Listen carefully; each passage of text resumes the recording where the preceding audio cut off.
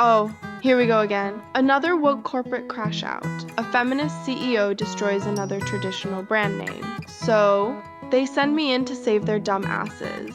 But don't worry, I won't tell you to eat here. Sydney Sweeney is a great cracker. What's up, guys? It's Benny. The stock price tells the story of a company, and you can see good decisions and bad decisions reflected in public sentiment and in how much the investors believe in the leadership of the company. Now, here's Cracker Barrel, a publicly traded company. And by the way, that's the problem. The problems of Cracker Barrel, of course, will never be felt by Chick-fil-A, for instance, because Chick-fil-A is not a publicly traded company. It's private.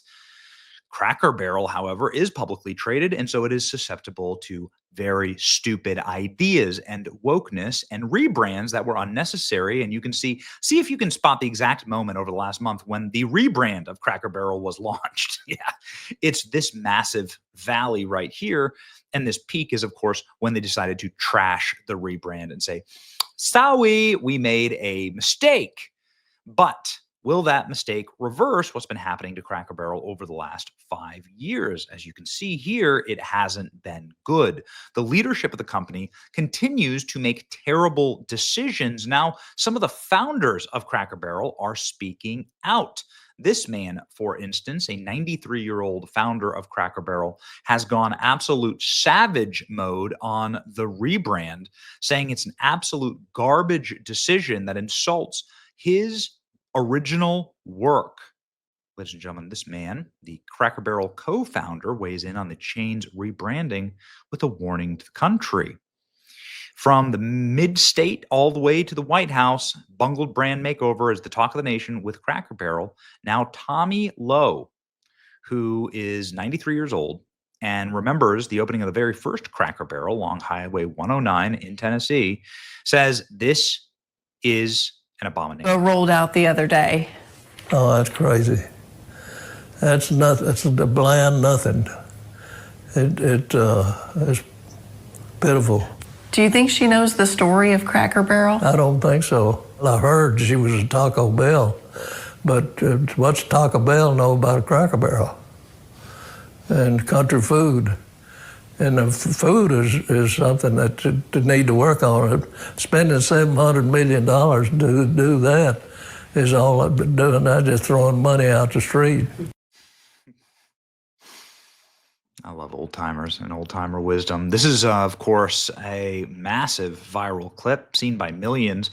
Cracker Barrel rips the chain's rebranding and wasn't afraid to speak his mind, noting, of course, that everything is just becoming corporate slop because everything's being purchased by venture capital money, trying to suck the life and soul and monetize every single square inch of what used to make America great and American culture so vibrant. Cracker Barrel CEO calls out the current CEO, saying she's pitiful. Speaks for all of us. That's exactly right. If a woman like this tries to take over your company, you just know that she's going to destroy your brand. Unloads. 93-year-old CEO says the rebranding is pitiful and throwing money out the window. Here he is, ladies and gentlemen, with the Cracker Barrel founder. So again, this is the talk of the entire timeline. This post goes through Dan Evans, the original founder of Cracker Barrel, and what the problems that he embraced when he actually sold out to investments back in the 1960s and 70s when he brought in investors for the first time into Cracker Barrel, and how they wouldn't allow him to be a Christian company anymore. They wouldn't let him run the company the way that he wanted to, and then it descended, slowly, but then quickly after that. This is going viral also in my feed, been seen by millions. It's a Cracker Barrel cook who worked at Cracker Barrel for 8 years. He provided photo evidence of the claims about the food, and you heard there the founder talk about the food. He says that everything is frozen and microwaved now, and everything from the dumplings, the meatloaf, it's all made in the microwave. And things like fried apple, green beans, and pint beans, they're bagged up at the end of the night. And you're probably getting a nice microwave side with your microwave meatloaf. Bacon doesn't touch the grill. If you go to Cracker Barrel, you're getting baked bacon, all of it. You don't get a choice for how it's cooked. You're spending money on microwave nothing, and it's all for the sake of the stockholders and the corporate side, because they can't help but ruin the greatest guest experience in dining for their bottom line. Listen to this, Chef. I found this incredibly compelling. Listen to this guy. If you think what's happening in the front of house of Cracker Barrel is bad, you should know that what's happening behind the scenes in the back is even worse. I worked at Cracker Barrel for 8 years as a cook, and it's slowly gone downhill with a rapid acceleration in the past year. Let's start with biscuits. You can see here, they're frozen now. What they used to do is I used to make these pans of biscuits every day for like an hour, is how long they would last, because we went through them. And they would be hot and fresh straight out of the oven for the guests. And now they freeze them for days ahead of time. So what you could be getting is days old, and they just put them in a warmer for about 40 minutes, and that's what you're getting. And that's why they look like this now, instead of those nice big thick fluffy biscuits with butter smeared on top. No, you're getting frozen nothing. And the same with dumplings. They'll produce like 7-8 pans of dumplings at a time and freeze them instead of having nice fresh dumplings cooked for you. It's disgusting. Look at that. Next, meatloaf. It's microwave now too. Originally, when I first started working there, I would make multiple for the day, and then you would get a nice fresh hot piece of meatloaf. And now they cook 8 to 12 to 15 a day, and then bag them up like this for you and microwave it. Just a nice microplastic piece of meat. It's so gross. I mean, look at that. I don't want to eat that. I didn't want to serve it to people. That's why I don't work there anymore.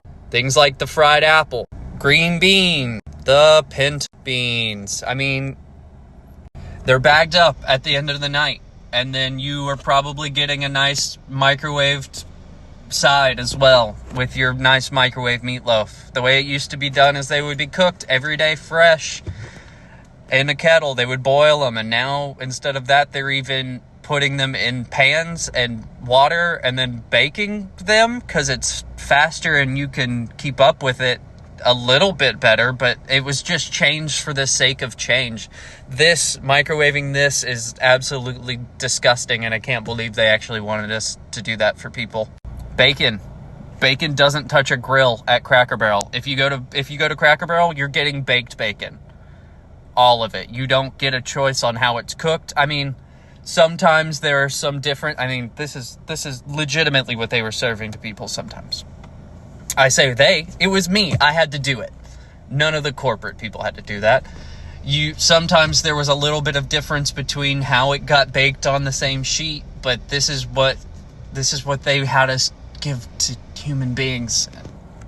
So you should know this is not the worst of it. The worst of it is in the back, and it's what they're giving to their supposed guests. You're spending money on microwave nothing, and it's all for the sake of the stockholders and the corporate side, because they can't help but ruin the guest experience for their bottom line. Okay, well, that's dangerous. And the co-founder is saying that the problem is that this lady doesn't know anything about the food, what made Cracker Barrel so valuable. On September 19th, 1969, it was a Monday morning, and I went out and unlocked the door, and people just came in. Cracker Barrel was a partnership between two friends, Tommy Lowe and Dan Evans. Evans was in the business and owned a rural Lebanon property. He knew a filling station would draw travelers off the highway, but wanted something more. And that's where Lowe came in. He had a construction business, and the idea of an old country store and a restaurant go a long way. It took forever to find 10 guys to put $10,000 together, he says. So back then, Cracker Barrel wasn't a sure bet. Oh, it wasn't a sure bet at all. But 600 stores later, the idea paid off. It was just a country store for people, and they don't understand what they're doing today, he says, the current leadership. In early 2024, Cracker Barrel CEO Julie Massino announced changes to the restaurant's decor, menu, and pricing. But last week, the logo rollout burned people's biscuits, and Lowe called it pitiful. Ladies and gentlemen, here's the full interview with Tennessee News Channel 5, courtesy to this video and this interview. really important commentary here from the man who created Cracker Barrel. From the mid-state all the way to the White House, the bungled brand makeover that's been the talk of the nation, even catching President Trump's attention. Cracker Barrel, you know, or may not know, got to start right here in the mid-state, headquartered still in Lebanon. Also out in Wilson County, one person who is watching this country fried drama with particular interest, one of the restaurant's co-founders, and he invited me to pull up a chair to chat. You got to have some hog jaw in the beans. At 93 years old, Tommy Lowe clearly remembers opening the very first Cracker Barrel. On September the 19th, 1969, I went out, that was Monday morning, I went out and unlocked the door. And the people just came in. It was a partnership between two friends, Dan Evans and himself, an old country store and restaurant along with a filling station. They just needed a little backing. And it took forever to find 10 guys to put up $10,000. So back then, Cracker Barrel wasn't a sure bet. Oh, it wasn't a bet at all. But as we all know, some 600 stores later, it did pay off. When Cracker Barrel started, and you had this idea from visiting this old general store, what were the tenets of your business that you thought would make it successful?